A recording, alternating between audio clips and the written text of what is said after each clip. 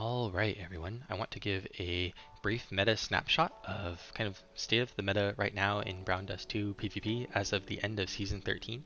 I want to kind of make a mark right here because there have been two significant changes in PvP as of the Eclipse Nightmare Bunny costume patch that significantly affect how people are putting their offense and defensive teams together. And so, especially for new players, I want to just go over some of the mechanics that changed, how Eclipse is changing the meta, and lastly, some statistics that I've collected on what units are popular. So first, one of the two big changes in the most recent patch is the HP proportional coefficient changing from 10,000 to 20,000. So in case you're not aware, there are some units that have abilities that are based off of either their own or the enemy's max HP. For example, auto defense mode. This is Lecliss's second costume. It will give you a energy guard and will give you counter damage based off of your own max HP. It used to be that this was based off of a maximum of 10,000 HP, and so if you had more than 10,000 HP, the game would calculate your guard and your counter as if you only had 10,000. So there was an incentive to build more than 10,000. It scaled only up to 10,000. This is no longer the case. It now scales up to 20,000, which means Lecliss is incredibly strong on PvP, particularly in defense. She is almost a must-have unit. I'll show you some statistics later on, and she's incredibly strong. Angelica stonks have also gone up.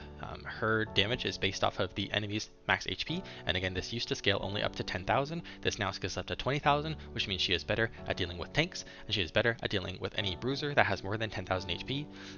And in particular, I think her base costume is especially good on turn 1 as a supplement to any other, basically as a flex unit.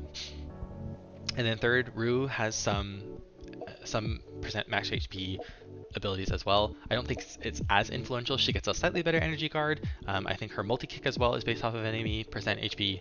So she's improved a little bit as well. She's already a really strong unit, but all three of these are incredibly relevant in PvP, particularly Lecliss and Angelica, I think are much stronger as of this change.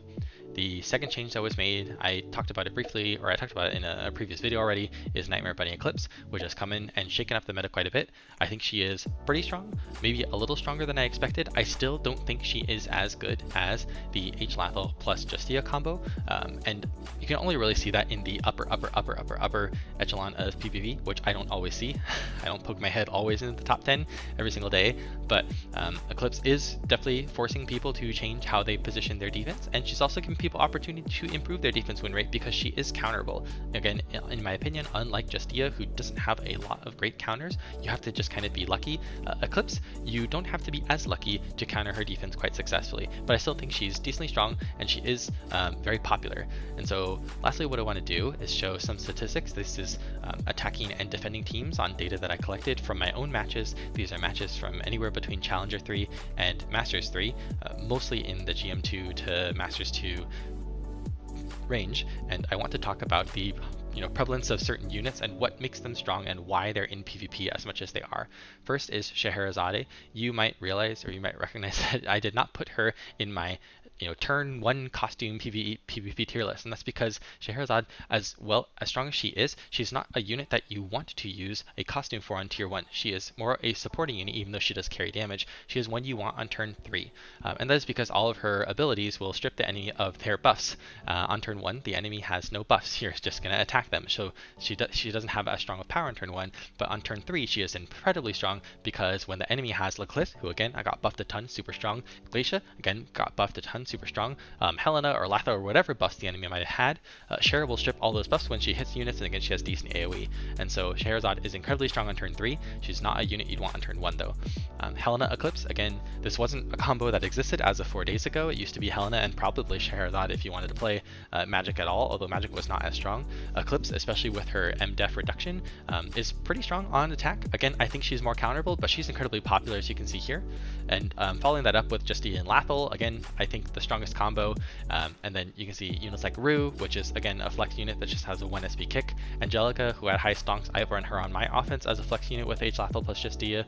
And then Lecliss, who is still pretty strong on offense. I don't think she's as nearly as good as she is on defense, on offense, but again, you can run her if you want to for a little bit of extra tanks. You can hopefully tank some of the enemies, counterattack on turn 2, and come into a strong turn 3 with all your units still alive.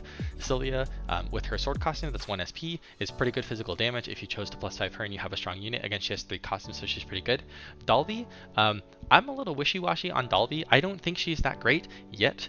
Maybe with a future costume she could be, but her current costume is 4 SP, I believe, and it's too much to, you wouldn't use it on turn 1, so she's basically a skip magic attack unit on attack. Unfortunately, her costume, the nice thing about it is that it's spread over multiple turns. You only have to cast once, which means you get value over multiple turns, but because PvP is so front-loaded, you want all your power budget to be on turn 1. You don't want your power budget to be distributed over, you don't want to be like, oh my god, this unit's so efficient, I saved so much SP by turn 7 that I'm strong. You want it to be strong on turn 1 and maybe turn 3 if you have to. And so while people are using her, I don't think she's as strong as they would like to believe, but she does have pretty decent base M attack, and that's probably the reason they're playing. So all these other units, you can probably figure out why they're being used. Maybe there's some unique ones like Zenith that we could talk about, but I'll talk about defensive briefly. Lecliss, again, incredible stonks, incredible unit right now, basically doubled in value, and now there's incredible incentive to build her with as much HP as possible, or at least 20k, to make her tanky as possible. Scheherazade, again, I mentioned, it'll remove enemy buffs from turn 1 if she can survive. Eclipse is pretty strong on defense with Helena as well, especially because magic, for whatever reason, magic units are built to counter magic units, and physical units are built to counter physical units. That's kind of silly because they have that base defense and MDef in, so it's much easier for a unit like Eclipse to hit 105 MDef than it is, for example, a Justia who doesn't have any base resistances built in to hit 105 MDef. So when Helena Eclipse is popular, you mostly want to counter with Helena and Eclipse and just hope you're just stronger, right? Even though they get to attack first. Glacia, I think it's a toss-up whether Glacia or Lecliss is the best tank right now, although Lecliss definitely got a huge buff. Glacia continues to be an incredibly strong counter to most physical and magic damage comps if she doesn't die turn 1, and she mostly just dies to Justia Lathel plus Justia, so you usually want to position her in the back row somewhere.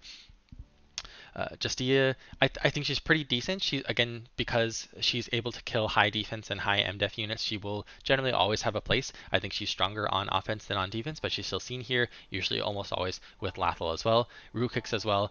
Something I forgot to mention here, Rue, I think not only because of her percent HP buffs, is stronger now in PvP, but I also think because a lot of units now with Eclipse being so strong on offense, and so more importantly so popular on offense and defense, Rue kicks are stronger, and any kick unit is stronger, because it used to be that people would always position their backline units to get them, they'd try to get them to have 90 def, so that the enemy, even if you kicked into them, they wouldn't die, right? But now that Eclipse is popular, and people are concerned about backline access for magic units, they're starting to build more 90 and 105 MDef units in the backline, which means they're even more vulnerable now to kick units. Now, kick units are not consistent because you might kick a unit with no unit behind them, but Rue is 1 SP, and she's still a great unit, and she gets that evasion, which can tank things like a Justia stab on the next turn. It's pretty strong. So I think Rue will have a place for a while now, and I've lost many a fight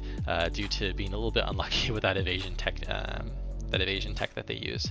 So again, Sylvia, Angelica, not too much to say here, kind of same idea, but this is just to give you an idea of what units are popular right now. Again, Lecliss, Scheherazade, Helena, etc. So I hope this is useful in future videos and going down the road. I'm going to try to improve this kind of visualization a little bit more. I have a lot of ideas to try to include the rank of the players. It is really hard to get a sense of the actual rank of somebody. For example, if somebody attacks me in their GM1, it might be that they just had a really strong run that day and they attacked me when they were GM1, but at the end of the season they're actually, Masters 2 or Masters 3, not as strong.